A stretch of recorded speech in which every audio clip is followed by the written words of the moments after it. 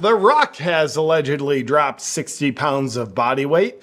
As the truthful actor who helps portray truthful Hollywood stories has always denied using steroids, and we believe him, nobody knows why this happened. But what will this mean for his career? The Rock is cooking.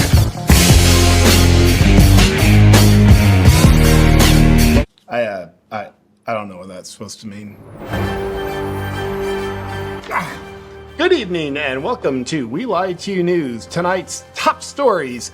Update on the trans mass shooter. A comedian is arrested in the UK for tweets. Pfizer and other mRNA heroes are being called out by the president. And a Somalian socialist American congresswoman, Ilhan Omar, pretends to be poor but turns out to be rich as hell. But starting with, the very trans mass shooter in Minnesota who killed school children appears to be the real victim. The very respectable network NBC issued a statement apologizing for misgendering the murderous yet very admirable trans individual who would have had a very sad life if they weren't brave enough to be trans. NBC issued a correction stating a previous version of this article used the wrong pronoun for the shooter.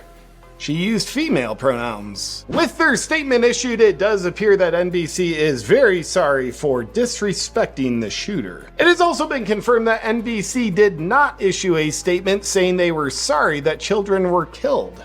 So luckily, they're not sorry about that. Yet, the shooter himself did voice in a journal entry that he's sorry for his pretend gender that is certainly more real than his real gender. The murderous clown stated he was tired of being trans, and I wish I never brainwashed myself. Because you're dumb enough that you'd probably take that wrong, let us explain what that means. It means that he's trans, doesn't like it, and therefore was unhappy enough that he killed children and himself.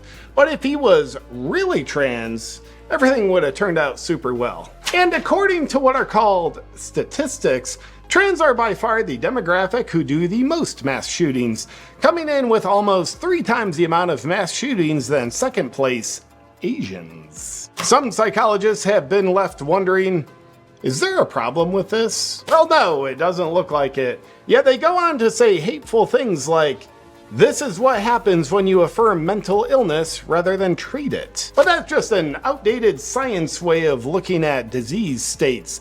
Because if you were told, hey, you have cancer, do you want to affirm it or treat it? Obviously, your answer would be, please affirm my cancer so we can strengthen it. Meanwhile, delightfully far-left Congresswoman Ilhan Omar, who used to be married to her brother, claims to be poor and claims to fight the rich on behalf of the poor. However, it turns out she is a low IQ, high net worth individual. How so? When she was elected to Congress in 2019, disclosures showed she had a net worth of minus $45,000. And disclosures as of today show her net worth to be $30 million.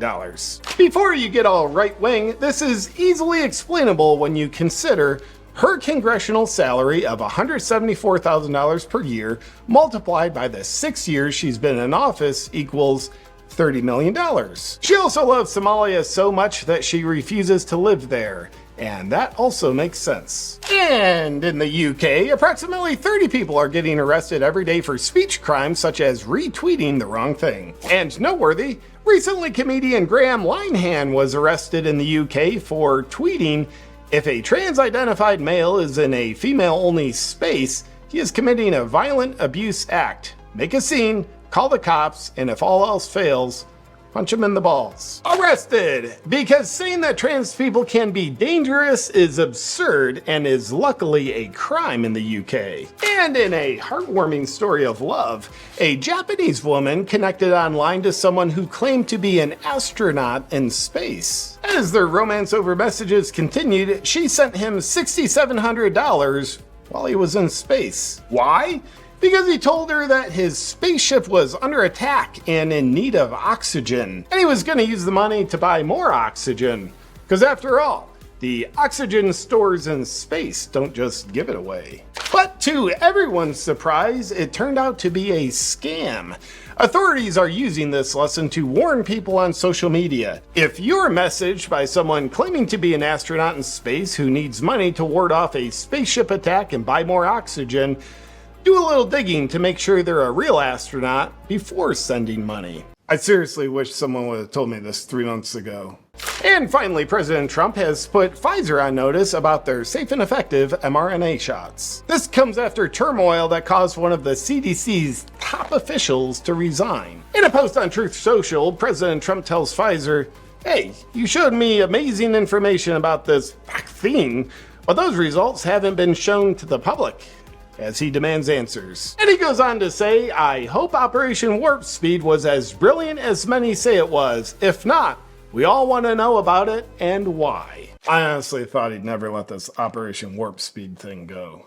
The success of Operation Warp Speed being questioned is almost unthinkable. That's it for today's news! Oh, and this just in, if you don't like body odor, that's the latest sign that you're a right-wing nut job. Don't be one of them.